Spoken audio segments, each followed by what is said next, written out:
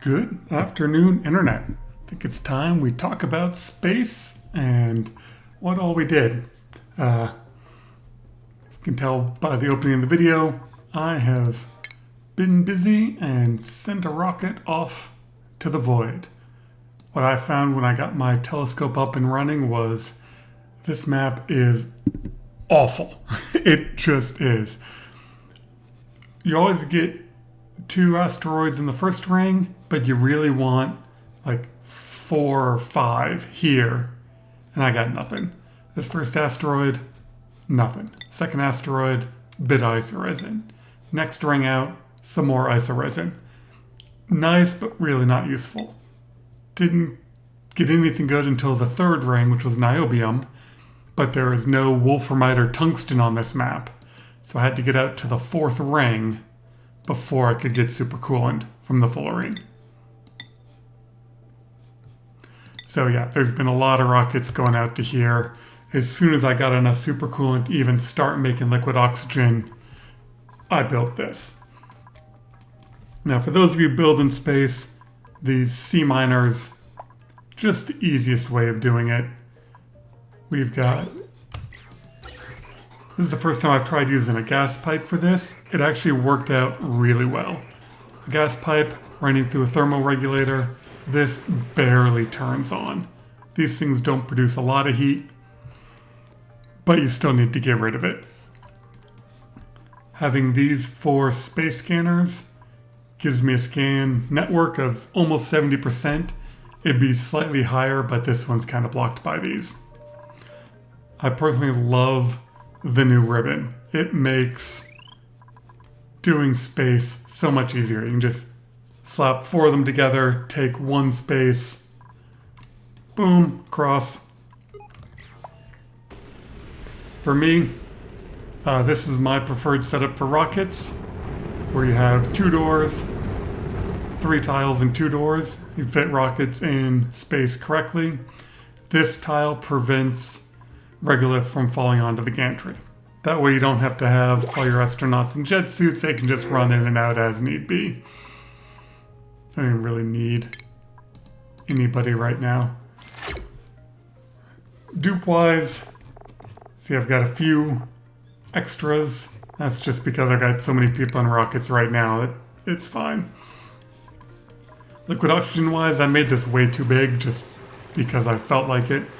Because I was building it when I was doing the miners, and then didn't realize exactly, oh, there's a shovel in there, exactly how hard it was going to be to get fullerene. So it took a long time to get enough supercoolant for this. But now it's working fine. This gas system fills up the suits, dumps the extra oxygen in. A little bit extra goes up to the telescope. Redirected the hydrogen from my main tank up to here. Those eagle-eyed people might notice that I've accidentally got some polluted water into my electrolyzer. So for some reason, electrolyzing doesn't kill food poisoning germs. So I've got some food poisoned hydrogen, found the problem and fixed it. It was this desalinator, because I cracked open these polluted water vents. This salt water got food poisoning. Yeah, it was a whole mess. This I finally got down to a reasonable amount of natural gas. This is pumping out stuff just fine. Just about got the map fully explored. Ended up with a lot of water on this map. Just a ridiculous amount. I mean, there's polluted water vent, and a polluted water vent. Salt water vent, steam. No, it's a leak of oil. There's a water vent there. Haven't quite looked at what's over there yet. Up here is another steam vent, and I looked at what that is. That's another water vent. So, yeah, absolutely an insane amount of water.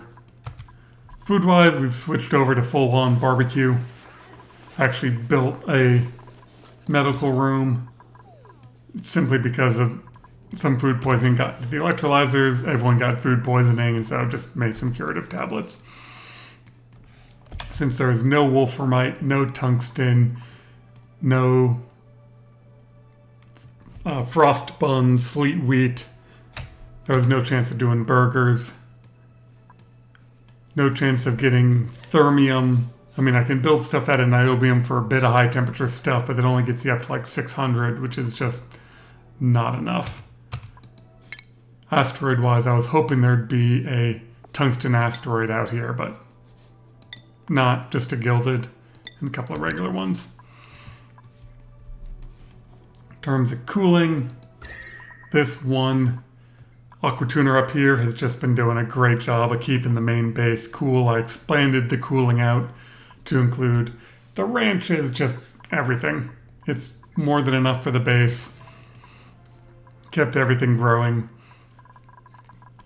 While some of these polluted water vents have been going dormant, my reed fiber farm hasn't quite been producing stuff. But if I look at this industrial ingredient, yeah, I still got 171 reed fiber. So glorious on that front. All in all, it's been a fun map. I mean, the beginning of any map is challenging, but these hard maps, these hot maps on the hard end, just tough to get the food growing. And if you don't find water, you're just in trouble. But I got very lucky on this map that it wasn't so hot that I couldn't grow mealweed into mush at the beginning, or lice loaf, whatever it turns into. And then finding all these natural gas geysers and that hydrogen vent just made dealing with power easy. I'm still burning off some hydrogen, so I'll probably go for more natural gas. I think at one point this was up to 3,000, so it's slowly coming down. But we're going to go super long term on this map. I'd put in a sour gas boiler if I could get that going. Carbon dioxide wise, I've just been drinking it in a soda fountain and killing the rest off with this, and it's been working great. The gas overlay. So, my dupe's not been in exosuits for most of the base. They're just where they needed at the bottom and the top. Ended up with some chlorine and some sour gas down here, which is fine. I think I got still some polluted oxygen up here. This was a slime biome that I just dumped and let the deodorizers clean it up. And then was building some more cargo rockets when I realized that without any tungsten or niobium, or tungsten or wolframite. Oh, there's another. I wonder what that is.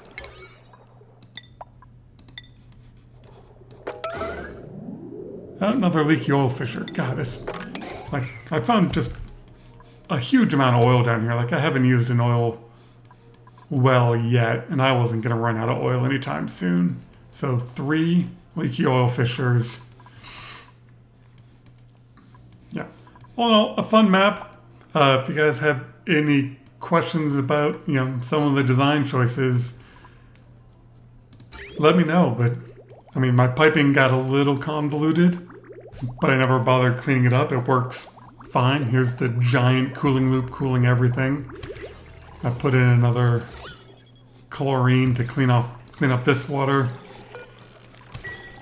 So it just kind of recirculates and it feeds directly into the electrolyzers and then gets topped up from the pump. Like I said, some of those polluted water ones went dormant, so it's taken a bit to get this going again, but now that they're pumping again, that'll fill up that water tank and it'll top that off again. But this industrial brick just always works for me. Sometimes I do 2 or 3. On the Badlands, you really don't even need 3 refineries with so much iron around. Now I'm just having the dupes dig everything up. Space-wise, thought about putting in some solar panels, but just never got around to it. I had enough power. I just made these out of iron, not even steel. Like I said, this cooling loop I'm probably going to use again. It takes very little. It doesn't get in the way of your piping from trying to make your oxygen and hydrogen circulate. For hydrogen, you just absolutely have to use ceramic. Once you circulate hydrogen for a while with ceramic, you can pump it up to 10 kilos. And so I've had that making ceramic pretty much non-stop. These rockets are still running on petroleum because that's all they need. And then the oxygen goes and runs through everything else. Anyway, thank you for watching. If you have any questions or if you haven't used this ribbon yet, it is just awesome. Just make sure you know which ones go into which. Over here, I was having some issues with my rockets not waiting for the doors to be fully open, so I just put in some filter gates to clean them up. So that's the base on Aridio, and it's hot and annoying, and glad I was successful. Hope you all have a wonderful day.